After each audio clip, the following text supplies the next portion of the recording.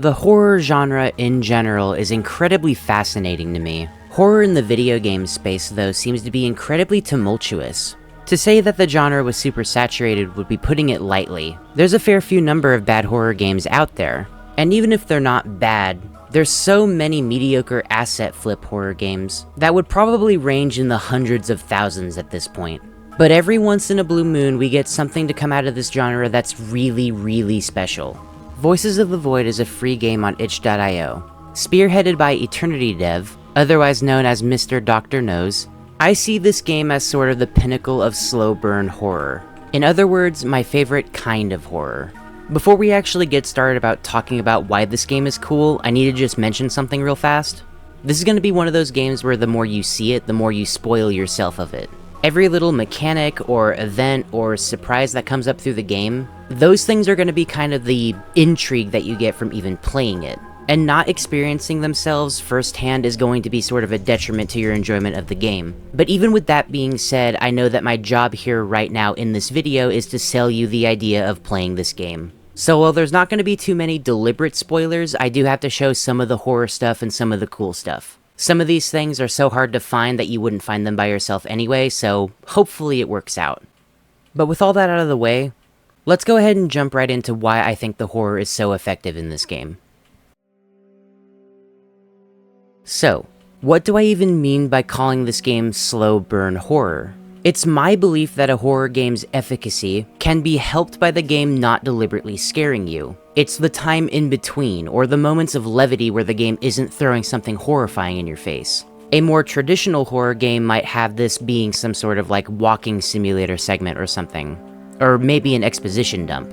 But in Voices of the Void's case, it gives you what is essentially busy work. But calling it that doesn't really do it any favors, because the work that you do is important. Voices of the Void has you filling the role of an astronomer. Your day job is basically going to involve you picking up signals from deep space and decoding them so that you can translate it and send it to your higher-ups. If you've done any looking into the WoW signal, which is a real-life occurrence, then you're basically doing what that guy did. What's interesting to note though is that this game has a lot of downtime. The job that you primarily do isn't very interesting, but it does make money. And you'll need that money to do things like filling up your food and sleep meter, or alternatively just getting other things to mess around with the environment in the physics engine. It's not just about catching and decoding signals though. Sometimes your servers will go down and you have to do this little simple math mini-game to get your servers back up. And if it's not either of those things, then you're going out and collecting hash codes from the satellites themselves. And those can go down too and you have to go out and fix them. This gameplay loop doesn't sound very interesting, but that's kind of the point. You're going to be spending a lot of time messing with these signals, and I do mean a lot of time. I guess it would be wise here to mention that because of that reason, this game isn't exactly for everybody. But paradoxically, that also means that this game comes off as weirdly really cozy, up until it isn't.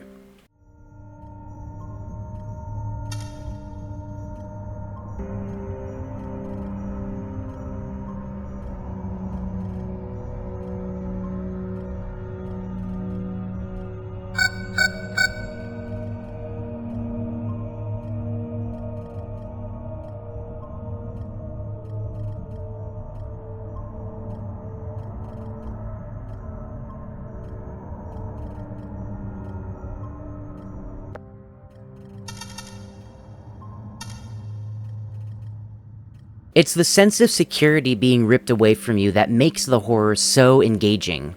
It's to the point where if you're playing this game just out of boredom or something, you can do that and end up sinking hours into just doing menial labor, basically. But it's precisely this that makes the moments of horror so effective. Even if that's not the case, the events, the stuff that facilitates some of the horror stuff happening, are randomized.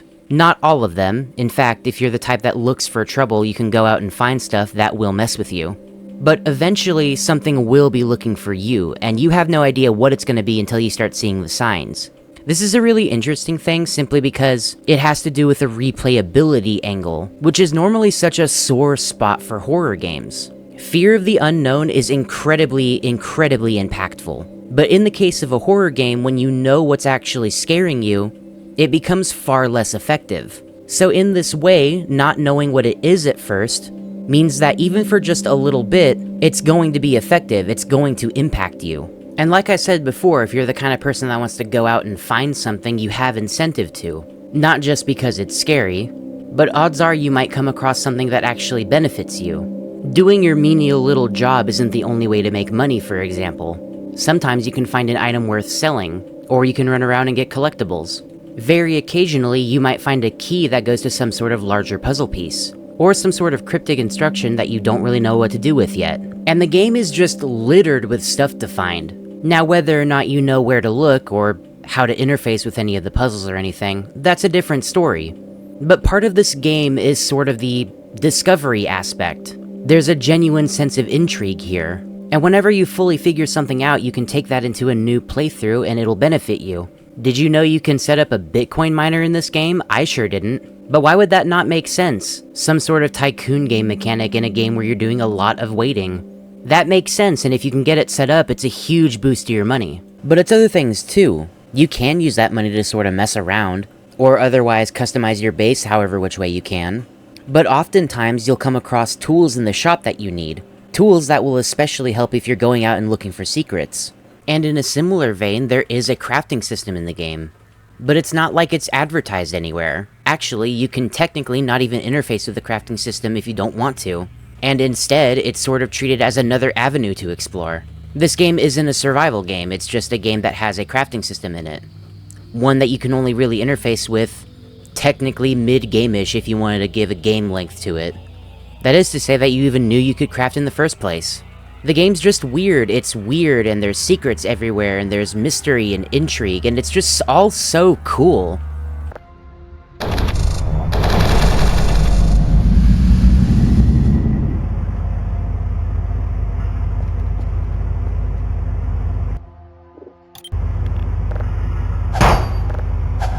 It's my belief as well that two opposites that complement each other very well is humor and horror. And Voices of the Void nails this too. It's the humor combined with the moments of levity that accent the horror of the game itself. And what do I mean by humor? Well, for starters, the visual and audio aesthetic of the game matches Half-Life 1. Kinda weird it's the second game I'm talking about that is also inspired by Half-Life 1. Weird. I don't even play Half-Life, why is... what... Secondly, and this is much more of a general thing than it is a humor thing, but the game is extremely customizable. You can go out of your way to customize any aspect of the base if you want to. You can do things like hang up posters or buy props, there's plushies and stuff, but the best part about it, arguably, is that you're not really limited to just the things inside the game. The game will let you pretty freely load in whatever custom asset you want to. And it's never all that hard either.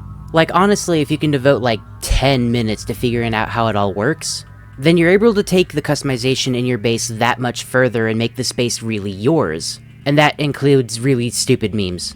The posters, for example, will let you load basically any PNG image that'll fit. A stipulation being it has to be PNG images, not JPEG or WebBM or whatever. And you can't just change the extension either. You have to get it like fully legitimately converted if you want to use something you already have. Do I look like I know what a JPEG is? I just want a picture. But the TV is cool too. You can use it to play just about any MP4 file that you have. So you can do like a giant playlist of memes if you want to. If you don't want to do that, you can put up like a stream VOD or something.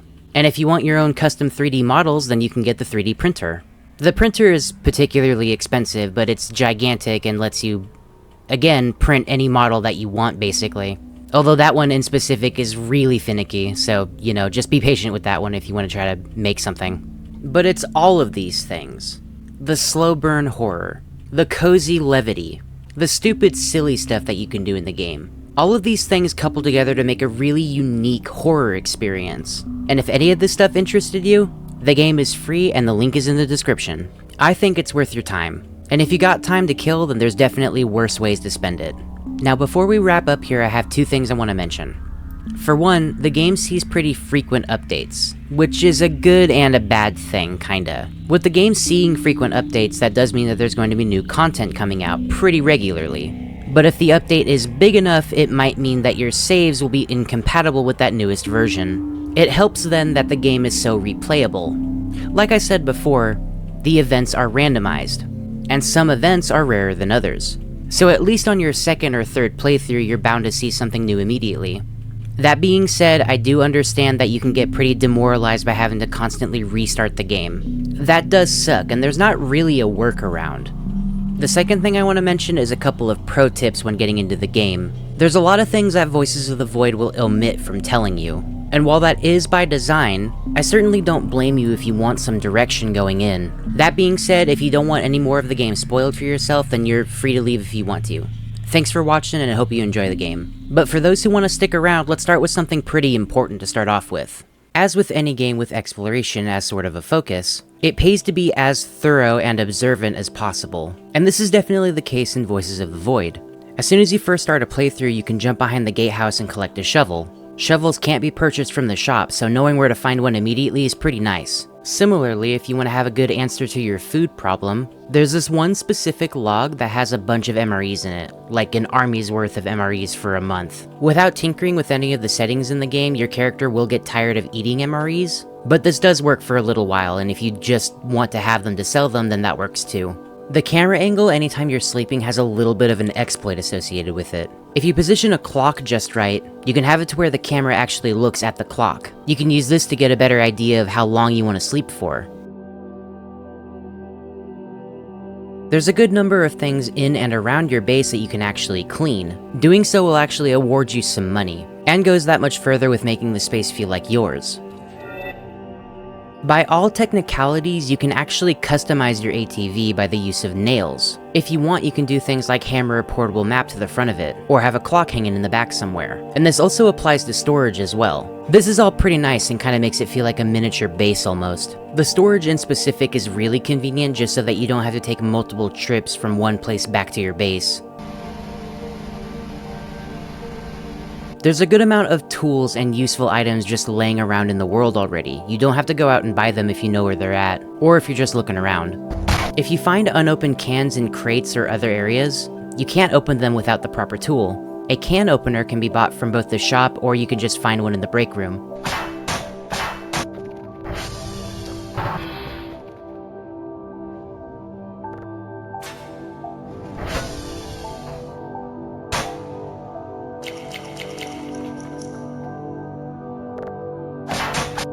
Crafting is by no means required, but if you want to get started with crafting, you need scraps. The notebook by the crafting bench will tell you how to make several types of scrap items. You never know when you might need to make something, so just keep it in mind. Crafting is required for some puzzles, or otherwise will just make your life a lot easier.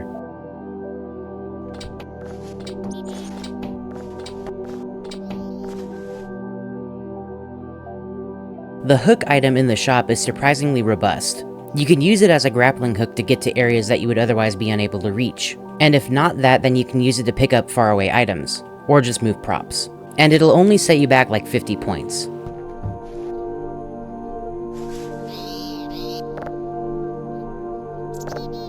You do have a health bar in this game, but the only way to check it with numbers is to use a thermometer. Other than that, it's just the red vignette, which is not a lot to go off of. The reception room has the ATV key. You can drive the ATV without use of the keys, but if you lose your ATV somewhere, it might be useful to have the keys on you so that you can hit the lock button. Doing so will have the headlights flash, and the flash will actually go through walls so you'll know immediately where it's at. Falling from a great distance or running into objects will sometimes have you ragdolling. If you ragdoll while an item is held in your hands, you will drop the item. You might potentially lose the item somewhere if you drop it and don't know where it goes, or worse. Instead, if you're moving around a whole bunch, just stow the item in your inventory so you don't have to worry about it. Let off the gas if you're going downhill in your ATV. Coasting will allow you to save on gas, which means you'll just save more money in the long run.